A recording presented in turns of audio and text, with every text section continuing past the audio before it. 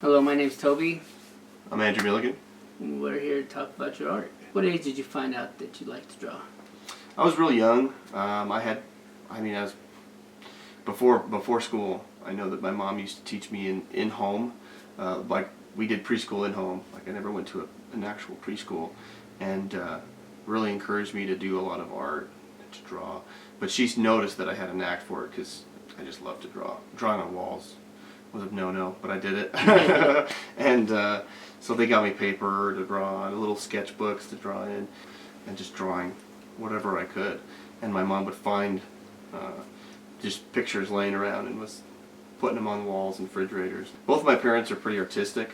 My dad and my mom, they're both very musically inclined, and they love to sing and stuff, and so they kind of have that aspect of wanting to encourage their kids to do art. I have two older sisters though too, and so they kind of had a little bit of a, they knew their kids would be artistic, so at least there was some practice before I came into the picture. What obstacles have you had along the way? I've had a lot of obstacles. I have ADHD, so it's hard to focus.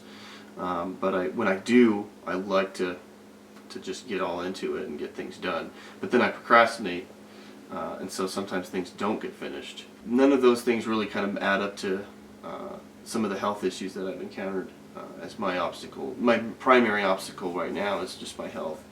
But because of that situation or that issue, I acquired Crohn's disease and quite a few others as well, acid reflux, gastroparesis, and a lot of those things really kind of limit my ability, but at least I'm home. Yeah. I used to work a corporate job, and now that I'm home, I actually have the time to spend on my art. I have two kids though too, and they love to do artwork. They love to, I think I've kind of hinted to them a little bit because of the art that I like to do. They kind of have, they notice that I have a love for it. But even before I was home, my son, he'll be 5 this year, and he loves artwork. He loves to draw. He loves to do things like that. And even though in lieu of the fact that I have these disabilities, being able to see my son have that love for art that I had when I was his age really kind of, it takes a lot of that away. And then art itself really takes a lot of that away, because I focus on, I'm focusing on making something beautiful. I mean, even if darkness is used in that process, some of the most beautiful things come from, people when they're sad or depressed. What is your main inspiration for your art? I'd have to say God is my main inspiration. I'm not your traditional Christian. Mainly because Christianity is different the way that it's portrayed now. I like to consider myself just a follower of God, follower of Christ, because a lot of different things can come into play in between it that can take your focus off of what's important. And but that's my main inspiration, is just really kind of bringing that to life, bringing that to others. But that, and of course, I just love comic books. I saw you brought some of your artwork. Yeah. Maybe see it. Sure. All right, we'll just go from the top here. From the top. This is a painting that I took from a Jesus portrait that's been going around for a long time, and I just added my own flair to it. This is the first time I ever worked with oil painting, and it's different. It's not as forgiving as acrylic. So this is a cherry tree, and this is one that I painted. These go over our bed, so there's 2 that go with it, but this one is with the pink flowers. This one's on your side, right? Yeah, it is. No, it was for a little while.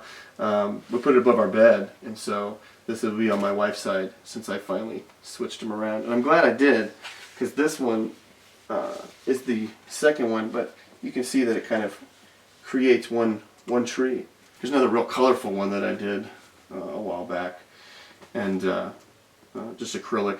But I was with my dad in Florida many years ago, and I've never seen a beach in Florida or a beach in the southeast United States. And honestly, this was in the Gulf.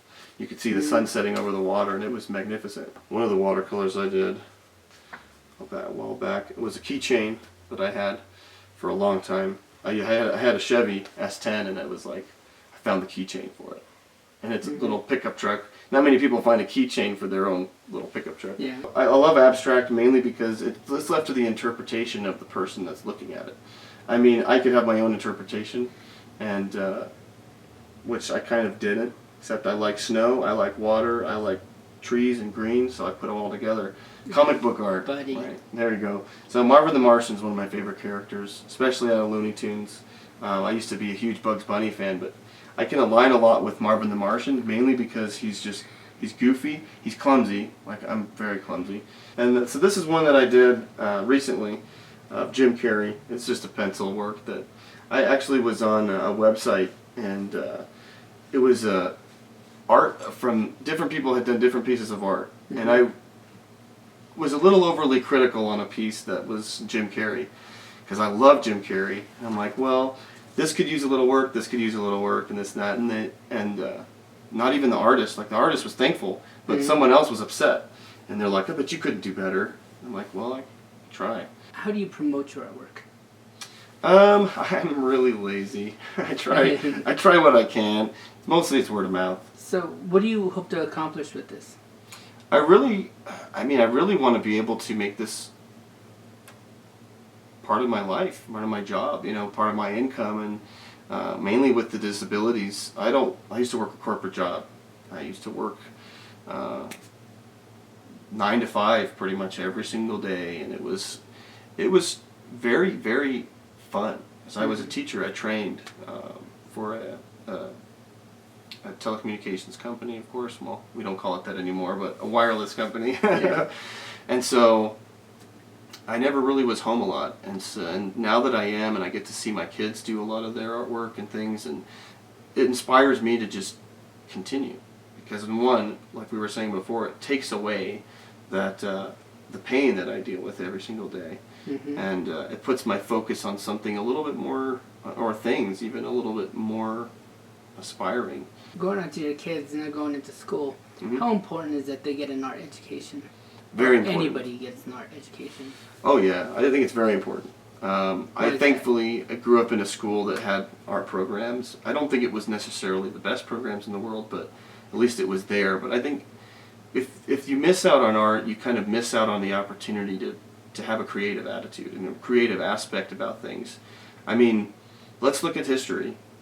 The dark times, you had the Dark Ages, and there wasn't a lot that was done. And as soon as the Renaissance hit, it was like masquerades and let's have parties and let's paint, and Michelangelo and Da Vinci, and they all at that time frame, it was like a spark of imagination just hit everything, and it changed history forever. Especially with the fact when I think in regards to my kids or any kids, it takes away. It allows them to take their thoughts and their imagination and put it into what they see it as. But you also have those kids that really need to take out their frustration on things, and a lot of that art helps to kind of focus that.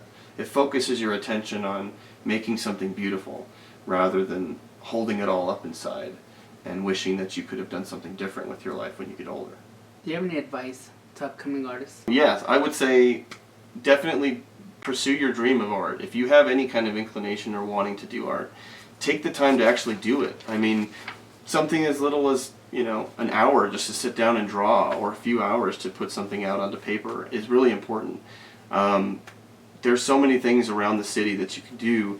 There's art in the park, there's different places around Albuquerque you can go and basically have fun, and everybody paints the same picture, and everybody can kind of look at their art and see whose is different. It's not necessarily who's better, but how did anybody interpret that into a painting? So I would say make a portfolio.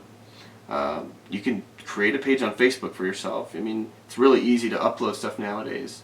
So just do it. That's all I really have to say is do it. And get plugged into any art classes. If you're a student, go take art classes as much as possible, because I think everybody should be required to take art at least once in their lifetime, because it opens up that avenue of ability that maybe they didn't even know they had. So if you feel like art is something you enjoy, do it. Don't limit yourself to thinking that, well, I'm not a Picasso, I'm not a Michelangelo. You really don't know until you start. And a lot of artists don't really know they're good until someone sees their art, because it takes another imagination to bring their artwork to life.